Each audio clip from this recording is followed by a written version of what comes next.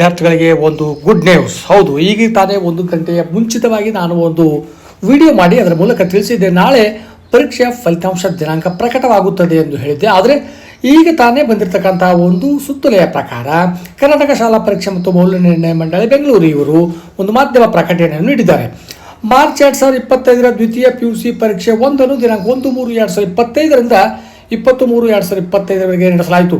ಎಲ್ಲ ವಿಷಯಗಳ ಉತ್ತರ ಪತ್ರಿಕೆಗಳ ಮೌಲ್ಯಮಾಪನ ಕೂಡ ಮುಕ್ತಾಯವಾಗಿರುತ್ತದೆ. ದ್ವಿತೀಯ PUC ಪರೀಕ್ಷೆ 1ರ ಫಲಿತಾಂಶ ಪ್ರಕಟಿಸುವ ಸಂಬಂಧ ದಿನಾಂಕ 8/4/2025 ಮಧ್ಯಾಹ್ನ 12:30 ಕರ್ನಾಟಕ ಶಾಲಾ ಪರೀಕ್ಷೆ ಮತ್ತು ಮೌಲ್ಯನಿರ್ಣಯ ಮಂಡಳಿಯಲ್ಲಿ ಮಾನ್ಯ ಸಚಿವರು, ಶಾಲಾ ಶಿಕ್ಷಣ ಮತ್ತು ಸಾಕ್ಷರತಾ ಇಲಾಖೆಯವರ ಅಧ್ಯಕ್ಷತೆಯಲ್ಲಿ ಸುದ್ದಿಗೋಷ್ಠಿಯನ್ನು ಕರೆಯಲಾಗಿದೆ. ಫಲಿತಾಂಶವನ್ನು curriculums.nic ಜಾಲತಾಣದಲ್ಲಿ 8/4/2025 ಮಧ್ಯಾಹ್ನ 1:30 ವೀಕ್ಷಿಸಬಹುದಾಗಿದೆ. 1:30 ನಿಮ್ಮ ಒಂದು ದ್ವಿತೀಯ PUC ಪರೀಕ್ಷೆಯ ಫಲಿತಾಂಶ ಲಭ್ಯವಾಗಿದೆ. Wish you all the best students. Thank you.